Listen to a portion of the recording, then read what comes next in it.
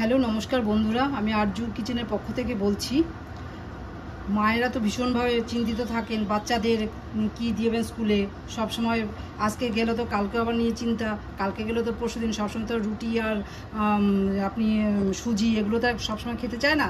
তাই নিত্য নতুন কিছু একটা যদি করে দিতে পারেন তাহলে বাচ্চাদেরও ভালো লাগে খেতে। আর এছাড়া অফিস গোয়ার্স মাদার্সদের জন্য আমি এটা যে রেসিপিটা বানাচ্ছি সেটা তাদের জন্য প্রযোজ্য, তারাও নিয়ে যেতে পারেন এটা নিশ্চিন্তে। তার নাম হচ্ছে এগ সবজি পরোটা। তার জন্য আমার যে উপকরণগুলো দরকার সেটা হচ্ছে এখানে ময়দা আছে, আটা আছে, এখানে পালং শাক কুচানো আছে,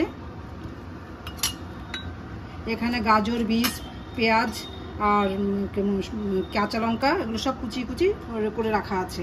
দুটো ডিম নিয়েছি, দুটো ডিম আছে, দুধ আছে, এর জন্য দুধের দরকার হয়, দুধ নিয়েছি, আর বাটার। এবার আমি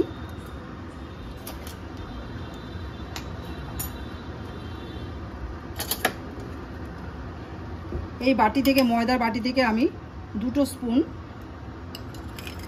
দুটো না 4টে পরোটা করব, সেই জন্য আমি এখানে 3 চামচ আমি নিয়ে নিলাম।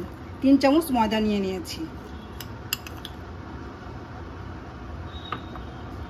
1 চামচ আটা দিয়ে দেবো এর সাথে।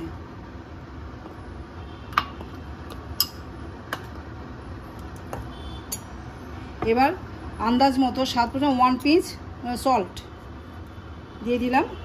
1 পিঞ্চও হবে না, আর 2 দিয়ে দিলাম, যেমন মোটামুটি হবে। ছোট্ট আন্দাজ মতো সল্ট টু টেস্ট দিতে হবে। এরপরে আমি এই যে দুধটা দিয়েছি এই দুধটা এর সাথে মিশিয়ে দেব। ঠিক এরকম একটা গ্রেভি টাইপের হয়ে যাবে। ডিমটা ফাটিয়ে দেব।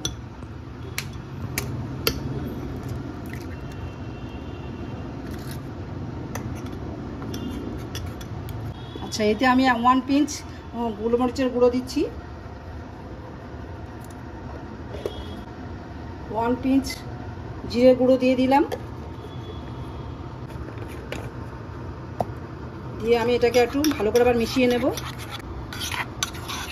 আমার মিক্সচারটা রেডি। এবার আমি তাওয়াটা বসিয়ে দেবো ওভেনে। তাওয়াটা বসিয়ে দিলাম, বাটার দিয়ে দিচ্ছি। এবার আপনারা বাটার দিয়েও করতে পারেন, ঘরে যদি বাটার থাকে বাটার দিয়েও, এছাড়া তেল দিয়েও করতে পারেন। আমাদের তাওয়াটা গরম হয়ে গেছে। এখানে আমি 2 চামচের মতো দিয়ে দেব। ঠিক এরকমভাবে ছড়িয়ে দেব। এবার এইগুলোর পরে এই যে ব্যাটারটা দিলাম, মিশ্রণটা, এর উপরে আমি একটু করে এই সবজিগুলোকে দিয়ে দেব। ঠিক এইভাবেই একটু পালং শাকের পাতা সেগুলো দিয়ে দেব এর ওপর দিয়ে। বাচ্চারা তো সবসময় ভেজিটেবলস খেতে চায় না, ওদের একটা ভেজিটেবলস খাওয়ার নামে অনীহা আছে। সেই জন্য এইরকম করে দিলে পরে একটা টেস্টি টাইপের হবে এবং খুব আনন্দ সহকারে খেয়ে নেবেন। এই নিয়ে আর কোনো স্কুলে টিফিন দেওয়া নিয়ে কোনো ঝামেলাও থাকবে না। এবার এটাকে আমরা একটু উল্টে দেব। দেখুন এই পিঠটা কেমন সুন্দর হয়ে গেছে। এবার ওই পিঠটাও এরকম হলে পরে তারপর আমাদেরকে উঠিয়ে দেব। এবার এটাকে আমরা আবার উল্টে দেব। দেখুন আমাদের এটা হয়ে গেছে। এর উপরে আপনারা যদি চান, তো যদি পছন্দ করেন বা বাড়িতে থাকে যদি, তাহলে আপনারা এটার উপরে চিজ গ্রেট করে দিতে পারেন। যেমন আমার কাছে যে এই চিজটা রয়েছে, মোজারেলা চিজ, এই চিজটাকে আমি এর উপরে একটু গ্রেট করে দেব। এতে বাচ্চারা খুব পছন্দ করে এটাকে। আমার বাড়ির বাচ্চারা তো ভীষণভাবে পছন্দ করে। সেই জন্য আমি এই যে এটা দিচ্ছি, এতেই ওরা আর কোনো চিন্তা করতে হবে না টিফিন নিয়ে আমাদেরকে। আমরা এটা ফ্রাই করে দিই এবং ওরা খুব আনন্দ সহকারে এটাকে খায়। এমনি তো ভেজিটেবলস খেতে চায় না, তো এইভাবে দিয়ে মানে সবজির উপরে চিজটা একটু দিয়ে দিলে পরে এগটাও খাওয়া হয়ে যায়, সবজিটাও খাওয়া হয়ে যায়। আপনার সব কিছুই পড়ছে, কার্বোহাইড্রেট, প্রোটিন, ভেজ যা কিছু দরকার সবই হচ্ছে এর মধ্যে পেয়ে যাচ্ছে। চিজটা একদম পুরো দমে গলে গেছে। এবার আমাদের এটাকে নামিয়ে নেওয়ার সময় হয়ে গেছে, নামিয়ে নিলাম।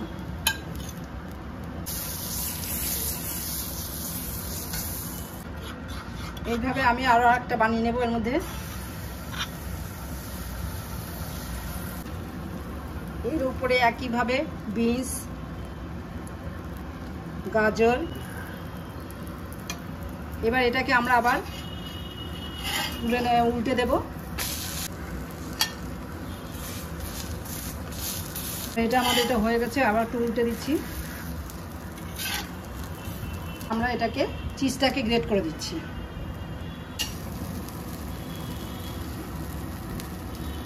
চিজটাও গলে গেছে দেখুন খুব সুন্দর করে। এবার এটাকে আমরা নামিয়ে নেব।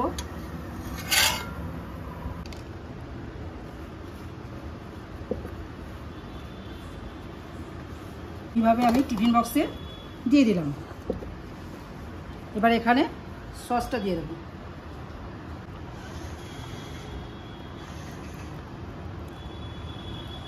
নিন, আমার টিফিন রেডি স্কুলের বাচ্চাদের জন্য এবং অফিস গোয়ার্স যে মাদারদের জন্য। এটা নিয়ে যেতে পারেন নিশ্চিন্ত মতে। ব্যাস, থ্যাংক ইউ। আপনারা যদি এতে খেয়ে ভালো বা কিছু একটা মানে ভালো মনে করুন বা যে না ঠিক আছে একটা কমেন্ট পাস করবেন, তাহলে আমি সেই বুঝে নতুন নতুন আরও আপনাদের স্কুল লাঞ্চ বক্স তৈরির জন্য নানা রকম রেসিপি নিয়ে চলে আসব। ধন্যবাদ।